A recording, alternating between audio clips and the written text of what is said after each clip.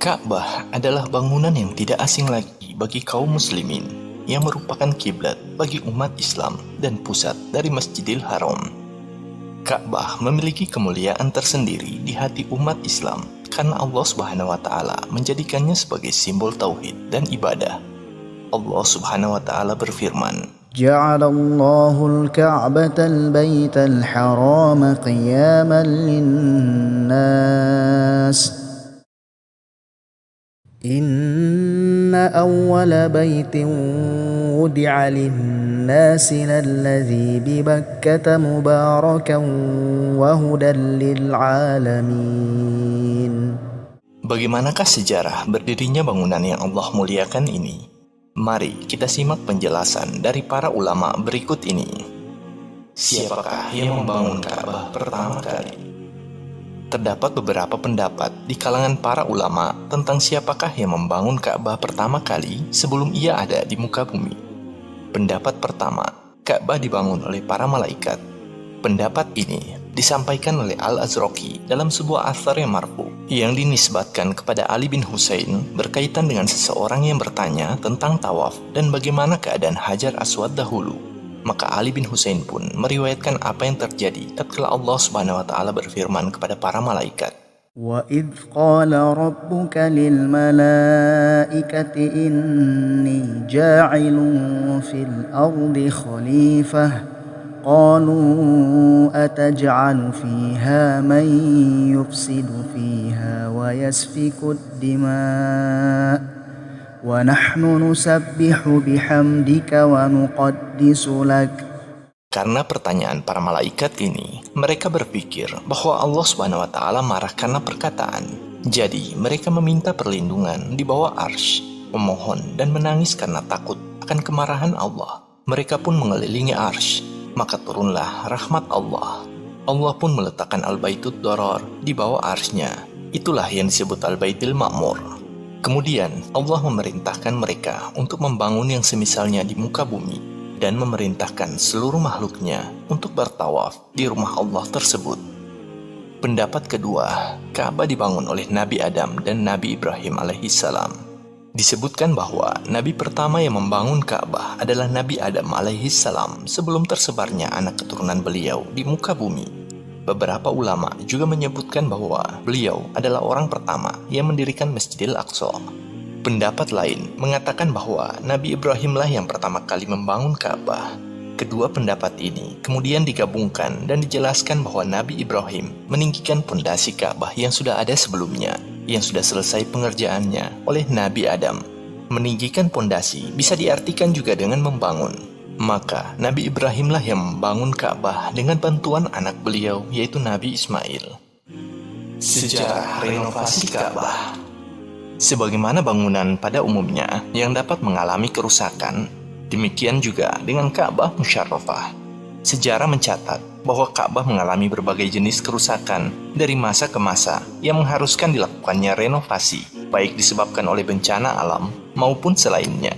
Berikut penjelasannya. Renovasi Ka'bah oleh Nabi Ibrahim dan Ismail alaihissalam. Jika merujuk pada pendapat sebelumnya yang mengatakan bahwa Ka'bah pertama kali dibangun oleh para malaikat atau Nabi Adam setelahnya, maka ketika Nabi Ibrahim alaihissalam dan anak beliau Ismail alaihissalam meninggikan bangunan Ka'bah dimulai dari pondasinya adalah proses renovasi pertama terhadap bangunan Ka'bah. Allah Subhanahu wa taala berfirman, وَإِذْ يَرْفَعُ إِبْرَاهِيمُ الْقَوَاعِدَ مِنَ الْبَيْتِ وَإِسْمَاعِيلُ رَبَّنَا تَقَبَّلْ مِنَّا إِنَّكَ أَنْتَ السَّمِيعُ الْعَلِيمُ. mengenai bentuk dan ukuran Ka'bah yang dibangun oleh Nabi Ibrahim dan Ismail alaihissalam, maka tidak ada riwayat yang sahih menjelaskan akan hal ini. Akan tetapi, para ahli sejarah memperkirakan bahwa bentuk Ka'bah tatkala pertama kali dibangun oleh Nabi Ibrahim adalah bentuk Ka'bah sebelum dipugar oleh kaum Quraisy, yaitu berupa susunan batu tanpa ada semacam semen yang melengketkan susunan batu-batu tersebut.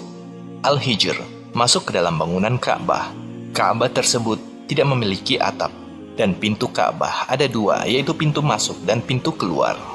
Renovasi Ka'bah di zaman kabilah Amalik dan Jurhum. Di masa dua suku besar yaitu Amalik dan Jurhum tinggal di Mekah dan sekitarnya, terjadi beberapa kali banjir bandang yang menyebabkan rusaknya bangunan Ka'bah. Terlebih lagi, secara geografis, Mekah terletak tepat di tengah cekungan, dikelilingi gunung-gunung yang melingkar di sekitarnya. Maka ketika turunnya hujan, dikala itu air langsung masuk menggenangi kompleks Masjidil Haram dan merobohkan beberapa bagian dinding Ka'bah. Hal inilah yang mengharuskan kabilah Amalik dan Jurhum melakukan renovasi berkali-kali setiap kali terjadi banjir di Mekah. Renovasi Ka'bah oleh kaum Quraisy.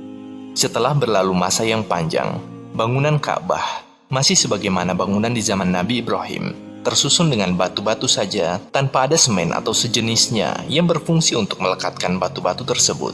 Tinggi Ka'bah juga hanya seberapa dan tidak terlalu tinggi. Pada awalnya, Ka'bah hanya memiliki dua sudut saja, yaitu hanya rukun Yamani dan rukun Al-Hajar Aswad, dan bentuknya kira-kira seperti huruf D. Hingga pada masa itu, terjadilah banjir hebat yang menghantam dinding-dinding Ka'bah sehingga merusak pondasi Ka'bah. Ketika itu, Nabi Shallallahu Alaihi Wasallam berusia 35 tahun, atau sekitar 5 tahun sebelum beliau Shallallahu Alaihi Wasallam diangkat menjadi Nabi. Tatkala Ka'bah sudah hampir runtuh, kaum Quraisy memutuskan untuk membangun kembali Ka'bah, sebuah bangunan yang kokoh dan tahan terhadap hujan deras. Dan ketika mereka sepakat tentang hal itu, Abu Wahab bin Amr berdiri di antara mereka dan berkata, "Wahai orang-orang Quraisy, janganlah kamu mendanai pembangunannya dari penghasilanmu kecuali apa yang baik. Dan janganlah kamu memasukkan uang hasil pelacuran ke dalamnya, atau riba, atau hasil menindas orang lain." Di satu sisi, orang Quraisy takut untuk sekedar menghancurkan dinding Ka'bah. Mereka takut akan kemurkaan Allah menimpa mereka, mengingat 35 tahun yang lalu telah terjadi peristiwa dihancurkannya tentara bergajah milik Abraha yang hendak merusak Ka'bah. Oleh karena itu, orang-orang Quraisy tidak ada yang berani dan takut ditimpa seperti apa yang telah menimpa Abraha